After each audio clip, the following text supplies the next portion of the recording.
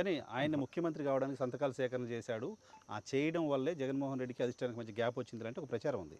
అది చెప్పుకుంటారు కానీ అదే నిజమై ఉంటే ఆ. అతనికి సెంట్రల్ మినిస్టర్ కానీ ఎందుకు ఇది ఇస్తారు? అంతే కదా, ఆఫర్ ఎందుకు ఇస్తారు అప్పుడు? ఎందుకు ఇస్తారు? బట్ సంతకాల సేకరణ నిజమేనా? You are involved in that అని బయట ప్రచారం.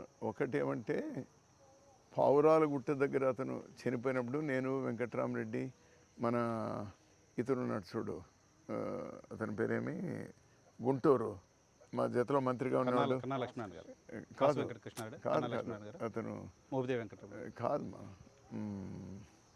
అక్కడ నుంచి ఇంకెవరు మంత్రిగా ఉన్నారు? ఇప్పుడు మన జగన్ పార్టీలో ఉన్నాడు, టీడీపీలో ఉన్నాడు, ఎమ్మెల్సీ అయినాడు మళ్ళీ, డొక్కా వాణిజ్య మాణిక్యవర ప్రసాద్. మేమందరూ నడిచిపోయినాము. నడిచిపోతున్నటువంటి నేపథ్యంలో అక్కడ TV5 వాళ్ళు వచ్చినారు.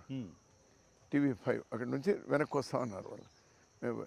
TV5 వాళ్ళు అడిగినారు ఏమి ఇప్పుడు ఎట్లా ఏమి అని చెప్తే మా ముఖ్యమంత్రి క్యాండిడేటు జగన్మోహన్ రెడ్డి అని చెప్పారు మీరు? నేను చెప్పాను.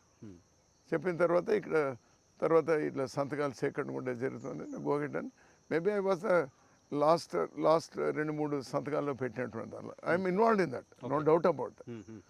అతను ముఖ్యమంత్రి చెయ్యాలి అనేటువంటిది వెరీ క్లియర్, వెరీ క్లియర్.